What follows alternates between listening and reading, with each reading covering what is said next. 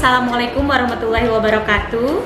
Perkenalkan, nama saya Nurul Munawara, saya CGP Angkatan 7 dari SMP Negeri 1 Sampit, Kabupaten Kota Waringin Timur, Provinsi Kalimantan Tengah.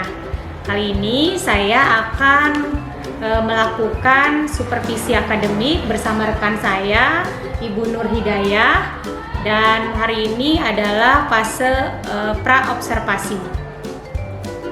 Oke, Assalamualaikum Bu Nur Hidayah. Salam Bu. Apa kabarnya? Alhamdulillah sehat. Ibu Oke. bagaimana? Alhamdulillah juga sehat. Terima kasih Bu Nur Hidayah hari ini sudah bersedia. Kita ada kegiatan untuk supervisi akademik yang saya akan melihat pembelajaran Ibu di kelas gitu ya. Tapi saya akan jelaskan sedikit untuk kegiatan supervisi akademik ini akan ada 3 tahap.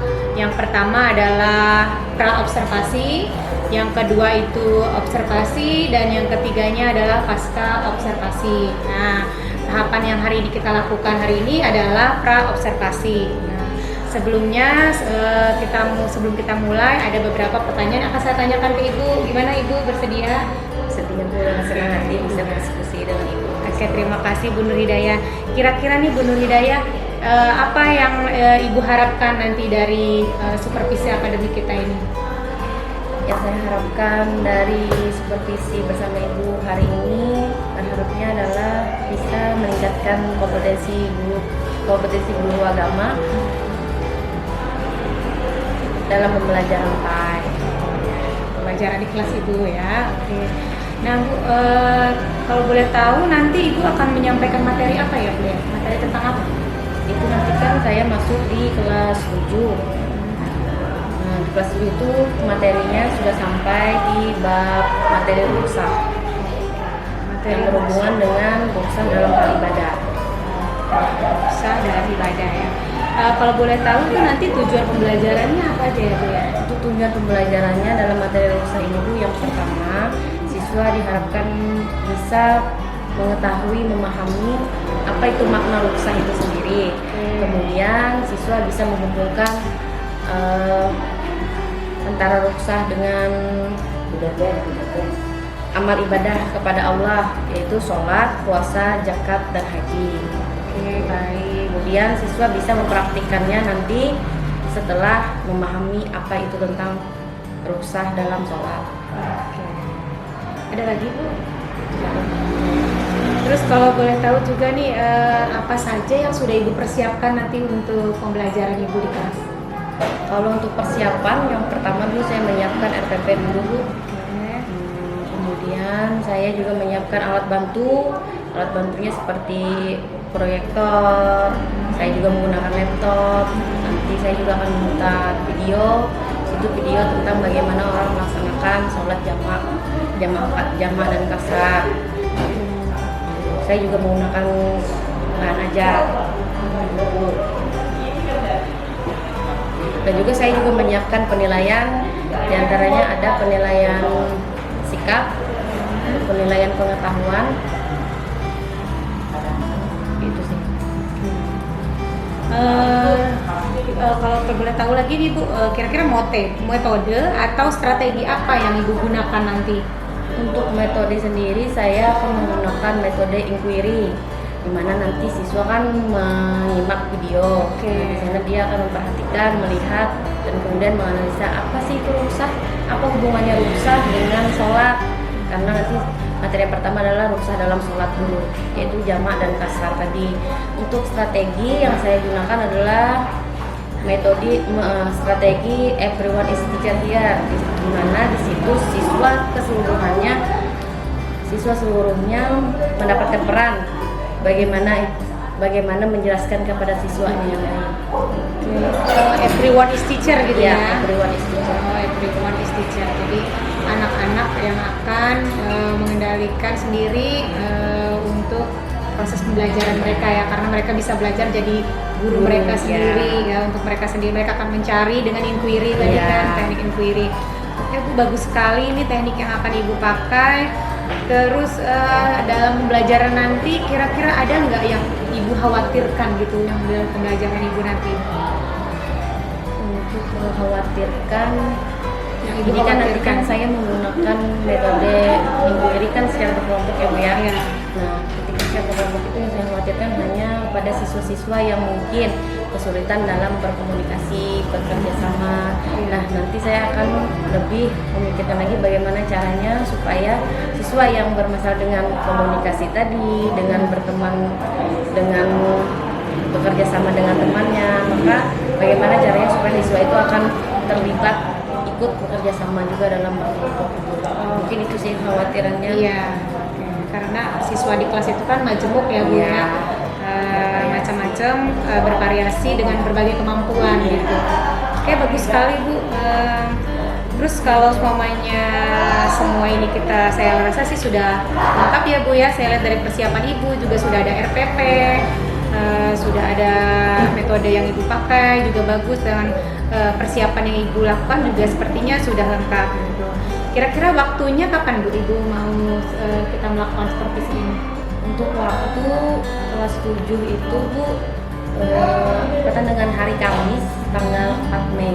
Oke, Kamis 4 Mei ya Bu ya, kita akan melihat, saya akan juga ke kelas Ibu untuk melihat pembelajaran yang Ibu lakukan di kelas bersama siswa-siswa Ibu.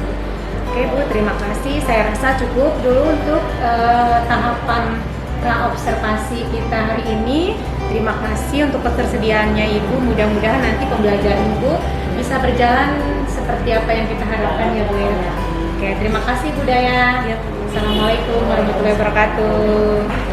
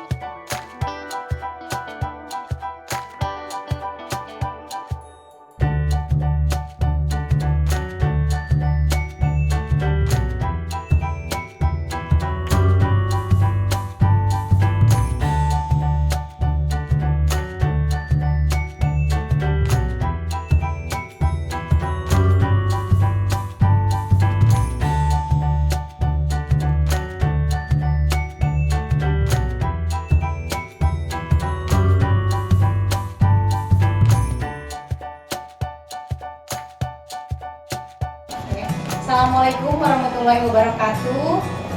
Perkenalkan, nama saya Nurul Munawara. Saya CGP Angkatan 7 dari Kabupaten Pekalongan Timur. Saya dari SMP Negeri 1 Sampit. Nah, kali ini saya akan melakukan pasca observasi, yaitu tahap ketiga dari proses supervisi akademik yang kita lakukan. Kali ini saya akan mengajukan beberapa pertanyaan kepada rekan saya, Ibu Nur Hidayah, dan saya akan diamati oleh pengajar praktik saya, Bapak Komarul Ridho. Kita mulai ya. Selamat siang Ibu Nur Hidayah. Bagaimana hari ini kabarnya?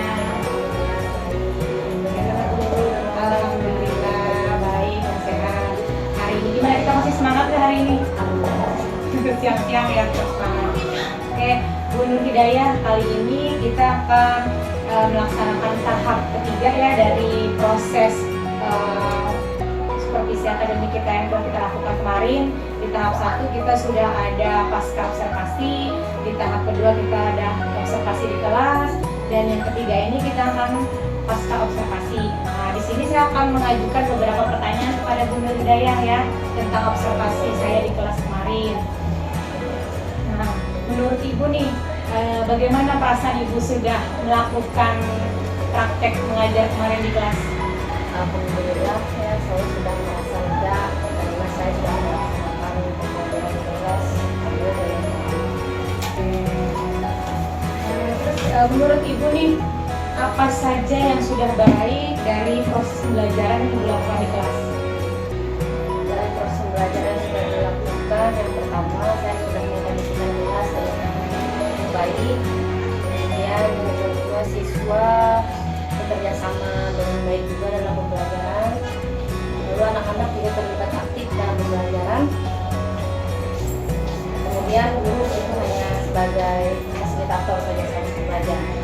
Jadi anak-anak yang sangat terlibat aktif. Iya, betul. Kemarin saya juga melihat kalau di pembelajaran di kelas ibu tuh sudah baik sekali ya Bu ya. Anak-anak tuh sudah semangat, ibu juga sudah melakukan PSE di awal sehingga anak-anak tuh benar-benar kondisinya siap gitu di kelas ya.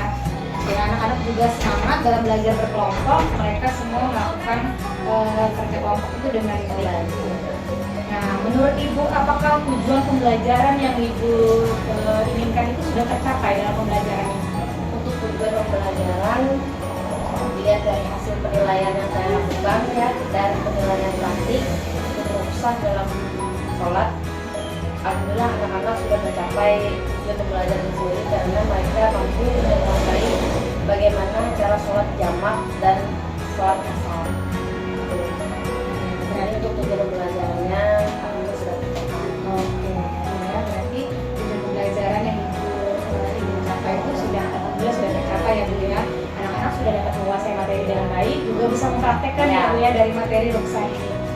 Oke, selanjutnya menurut Ibu nih, kira-kira ada yang perlu ditingkatkan lagi nggak Bu? Atau yang ingin Ibu kembangkan lagi dalam proses pembelajaran ini? Untuk mengembangkan proses pembelajaran yang perlu dikembangkan sudah pasti strategi dan metode harus menggunakan yang lebih banyak lagi atau bervariasi lagi.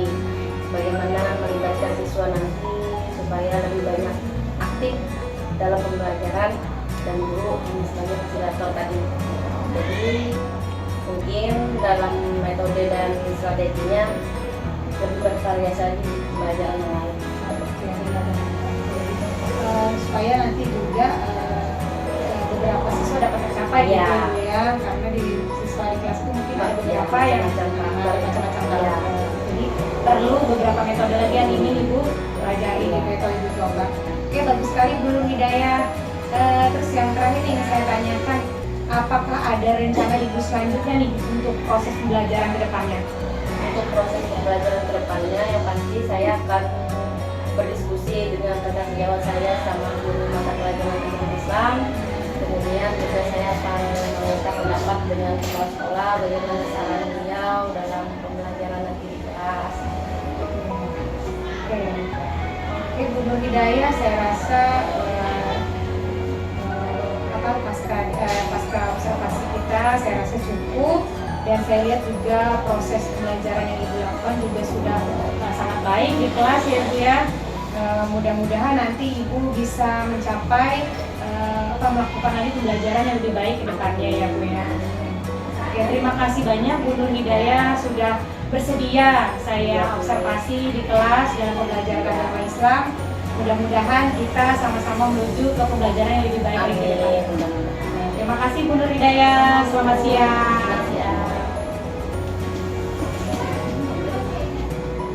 Oke, demikianlah pasca observasi yang saya lakukan dalam proses pembelajaran Bu Nur Hidayah.